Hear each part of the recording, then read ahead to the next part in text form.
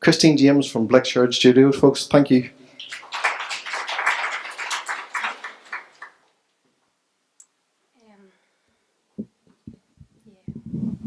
Always the shortest person. Thank you very much, everybody, for coming here, and thank you, Seamus, for inviting me. It's not very often, we don't do very much work with government or council, so it's quite unusual for us to be in this room, but really nice for us to get the chance to share our story. I'm actually splitting my slot today with Marianne from Blick Studios, who runs a similar project on a just a more recent scale in Bangor, because I felt maybe her experiences in a regional town might be more relevant than the work that we're doing in Northern Ireland cities. So I'm just going to tell you, well, my slides look a bit different for some reason on your screen. Doesn't matter anyway, that's just confused me a bit. So basically, yeah, what Blick is a social enterprise. We do actually make a profit, but we are also a registered charity, so any profits we make go back into providing more support for creative industry. So basically what we do is we run a network of creative hubs at the minute within Belfast and Derry in Northern Ireland, and we provide space services and support for small and startup creative and digital businesses. Yeah, for some reason my slides don't like your computer. You're fine. Yeah, so that's what we do. The space that we provide is really about providing inspiring, inspirational, creative space that supports and encourages people to share ideas and inspiration and build their creative businesses. So these are just a few pictures of our space. So really we put a lot of emphasis on the design, the feel and the aesthetics of the space. Now none of what we do is expensive, but we do we're working very much with people that are interested in design and creativity. So for them the aesthetics of the space are important in terms of creating a creative environment. So these are just a few different slots of our different spaces. We've got 3 spaces in Belfast and 1 in Derry. We also provide services, so at the minute that is primarily virtual services, business address and mail handling. Not very exciting, but actually a very good income stream for us and allows us to support people that maybe aren't quite at the stage of being based in our business. Probably the most important thing we do is we provide support. So it's not really necessarily about the building, it's about the wider creative community. So we run business events that support and educate, networking events, to inspire and encourage.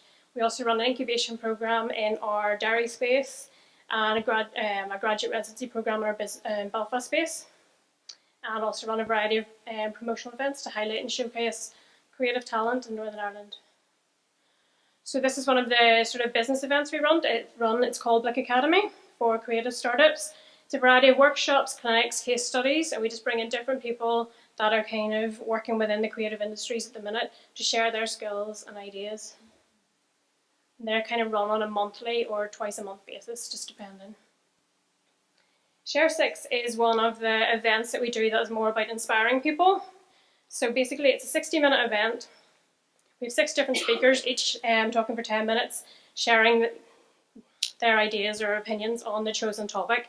So this is the last one we did just last week as part of Design Week in Belfast, and the theme of that was handmade in a digital world. And we're really asking people to come in and present their ideas on physical products without using any slides or anything. Faculty is a partnership that we run with Seedhead Arts, another private kind of creative arts organisation in Belfast, and that's really to bring members of the public into our space. So a lot of the events we've done are for industry. This is one that's more for the general public, and it's really just kind of loosely creative industry kind of workshops and courses, and it's really just to promote what we do and promote some of our creative businesses, get them to share their skills and ideas. 25 Pop-Up is one of the promotional showcasing events that we do, and it's like a design-led pop-up. All the products are under £25, so we focus really a lot on the design element of anything that's included in that. There's a lot of different crafts and arts fairs on, but we're trying to do something a wee bit different and just highlight the design-led businesses. So probably our latest project just last week was Belfast Design Week, and that's not just primarily a Blick project, that's run in collaboration with 3 private design-led businesses in Belfast. It's an event that came out of a meetup that we had previously, which I think just shows the potential of bringing like-minded people together. We were like, what can we do in Northern Ireland to promote the design industry? And we thought every other country in the world, like on a global level, every other country or like major city in the world has a design week. Like, why does Belfast not? And I think we just sat and thought, well, like, why not? Let's just go for it. So a group of us came together, and last week we had the second year, 35 different events in the week, and I think all, apart from 2 of the events, were sold out. So there's really good kind of appetite and energy, I think, at the minute in Belfast for like design and the wider creative industries. This is a project in Derry. So similar to Blick Academy, only we call it 8081 Club for Creative Startups. So again, we're bringing industry people in to really share their ideas and skills amongst creative startups in Derry. This is the incubation program we run in Derry. So we offer affordable workspace on a tiered payment system, business support and mentoring for creative startups. So this is our aims and objectives. So primarily, I don't think a whole thing's on there, but basically our main aim is to encourage, support and inspire people to start and grow their creative industry businesses. So we do that by trying to provide creative, supportive, inspiring and also affordable and flexible workspace. We aim to bring people together, like-minded creatives together through our space and through events and programs to share resources, ideas and inspiration, and to build a sense of community within the creative industries in Northern Ireland. So that's kind of what we do. This is kind of a history of how it came about and why we do it. So 2006, I had just come back from working in the fashion industry as a designer in Italy. Came back to Northern Ireland, very passionate about Northern Ireland and wanting to come back here and start my own business. But moving back here, realised that I didn't have very many, because you've been away, I didn't have very many contacts. And I was also trying to work not that far from here, actually in Newcastle in County Down. I'm originally from Belfast, but I had moved back there to be beside the sea and the mountains and all those wonderful things that we have in Northern Ireland.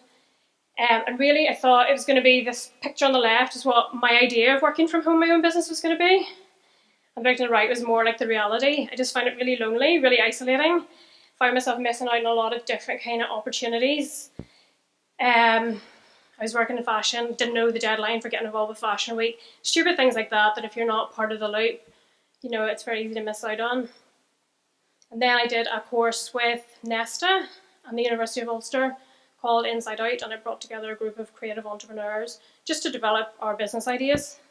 And I think we were like, the majority of us had been away from Northern Ireland and were kind of coming back, either from studying or working abroad, and we just really felt that being together in a creative environment on that course was really turning our businesses around. And at the end of the course, we thought, like, we really need to sort of find a way to keep this going. So initially it was just going to be, I think, 4 or 5 of us on the course, just setting up our own shared space. And then it kind of grew and we ended up with about 10, 15 creatives involved. We then, so this is 2007, we started to work, we heard of an organisation called Unlimited that funds social entrepreneurs. So they we applied to them for their like level 1 award, so a £5,000 grant, which just seemed like loads of money. And we ran like a pilot project in a warehouse in Belfast city centre. So at that time that was in height of the boom, and getting any kind of, you know, I was chatting to Dawn earlier, and I think it's similar now, getting any kind of short-term lease in a commercial property as a group of young people was never going to happen. So this was kind of the only option, and really it was a really ramshackle warehouse with leaks in the roof and all sorts of problems with it. But what it really did is allow us to test out the project and see whether it was feasible, what would work, how it would work. At that stage it was a cooperative model, or that was the plan. And we quickly realised during the year, or like it was about 9 months, that wasn't really going to work, because it's very hard to get things done if nobody is kind of individually responsible for it. And the same people end up taking responsibility for doing, I suppose, all the boring stuff, the admin, cleaning the toilets, all those kind of things that need to be done to make a space work. So during that time, we decided that if we were going to continue it, somebody needed to kind of take the lead. And to be fair, my business idea probably wasn't the best for Northern Ireland because there's not a huge market here for fashion, and some of the other guys were doing really good stuff and really pushing their businesses forward. But I'm still passionate about starting my own business, and to me this seemed like a good fit, so I decided to take it on as a lead person. We also were chatting to University of Ulster and Belfast City Council at that stage, who were really interested in what we were doing. So they gave us a small amount of funding. So we got £20,000, I think it was, from them to continue what we were doing and make it a little bit more formal. So we opened our first space in South Belfast, just near Queen's University. I'm just going to rattle through these, so I know I'm going to run out of time. And for the next 4 years until 2012, after that first bit of funding from the council, we haven't got any other public funding. So really for us, the primary goal for making it work, to be brutally honest, is we had to pay the bills. Okay, so we had to find ways to be enterprising about how the space was working, how it would work, how we'd get people in, get people engaged with it, because we'd already made a commitment on the building based on what to us seemed like £20,000 like a lot of money, but obviously £20,000 doesn't go very far when you're paying staff costs and keeping a building running.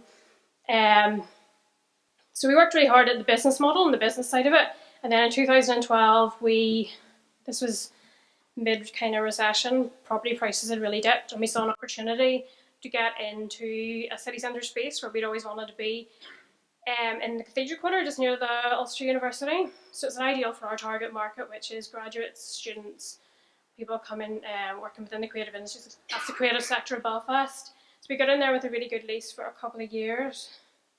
And really for running creative hubs, I think scale is the kind of the key thing. It doesn't take that much more staff or personnel to run an extra building, but you need to kind of have that scale in terms of making the income to make it work. 2014 was kind of the next key date. 2014, a tender came out with ILEX at that stage, Urban Regeneration in Derry, Londonderry, to provide an operator for their creative hub space in what was the site for the Turner Prize in the Everington site. I don't know if any of you guys are familiar with Derry, but it's like a fantastic building done to really high spec. So usually it's not the kind of thing we do because we don't actually do a lot of work with government. Since our first experience, we've decided, for us, we need to be flexible, we need to move quickly. It doesn't generally work for us, but this seemed like too good a fit and too good an opportunity to get into a really creative city and a really amazing space. So we were lucky enough to win that tender, which we also never thought would happen. Okay, and as a lot of you guys here maybe do work with government, so you understand delays. So we were supposed to open about a month after we won the tender, but it was actually middle of 2015 when we opened. Kind of coincided with us opening our next space in the Cathedral Quarter, so just a picture of that on the right. So again, for us, because we're a very small organisation and we're privately funded, we just kind of grow as we go along rather than taking on one big space, which wouldn't be viable for us. So this is kind of where we are today. So we've got 4 different hubs, 64 creative businesses approximately, and about 125 different people working throughout them. We also provide professional services to an additional 45. We have about 400 creatives come through our events and activities each year. Lots of client successes. Many people have kind of gone on to great things. I know yesterday one of our tenant companies, Rachel Gawley, was named one of the top 15 innovators in the UK. So there's a lot of people out there doing good things. And one of the most interesting things is the idea of spin-off events and activities, things like Design Week, and kind of that kind of energy in the community that comes from just putting like-minded people that want to do something and are willing to put the time and energy into a room. Yeah, and at the minute we're kind of looking now at where do we kind of reinvest those profits to kind of increase the support. So as I said, at the minute we're kind of looking, how do we increase the support to the creatives that are not necessarily based in our building for a variety of reasons. We kind of run at sort of 97 to 98% occupancy, so we can't facilitate everybody, and also not everybody wants to be in our buildings, or can be for a variety of different reasons, but we're kind of trying to think about why Blick was set up. At that stage, we wanted to provide the space because nobody was out there doing it, but there's more and more things like today, and government and private sector people looking to provide creative hubs, so we're kind of thinking if there's other people doing it, is that really necessary for us to do? The easy option for us would be to scale up and turn it more into a co-working style business. But we're kind of trying to reevaluate and keep thinking about what our goals are. So one of the primary things we're looking to do is more work with students and graduates. We kind of work on the ground a lot with our businesses, and the constant feedback we're getting in from people is that as they go through university, this is primarily Ulster University, it's very focused on people getting a job at the end of it, which is fine for some people, but not for everybody. And people that want to set up their own business are kind of actively discouraged or not supported in wanting to do that. So we're kind of looking to see how can we kind of get in there and provide that support, because we think we're quite unique, and where like some of our value lies is that we are accessible to those guys. Whereas they come out and they go to invest in I is not interested in a 22-year-old who wants to set up a web design business, especially if they're not confident in what they're saying or have the right language. The other big thing we're looking at doing is providing more online resources for creative entrepreneurs. So just like promoting events, activities, funding, opportunities, directory, just different ways to sort of highlight and showcase some of the great stuff that is happening throughout Northern Ireland. And we're looking really interested in the idea of collective working, so bringing some of our tenant business and people within our like organisation or broader network together to work on events and projects, either for the public sector, for government organisations, or for anybody really. And then the last one at the bottom is what Blick is run entirely by females. And we have about 70% of the people who come to our events are females, but we actually have less than 5% of our tenants are female-led businesses. So we're kind of looking to see how can we better support women to, I mean, obviously there's some reasons why they're not in our spaces, practical reasons in terms of childcare, that, you know, it makes more sense for them to work at home. But we're also kind of looking to see how we can better support people to actually, they obviously have an intention to start a business by coming to our events from their students and graduates, but like, why do they not follow through, and how we can better support them to do that. So this is some of the stuff that we have learned. For us, because we're working with a really niche market of the creative and digital industries, location is key. So we're close to both the universities in Belfast. So part of that is the pipeline of people coming out of those universities. They're also vibrant areas where there's safe spaces in Belfast, comfortable spaces, where neutral spaces where everybody feels comfortable to go, knows how to get to, easy to access for events and activities.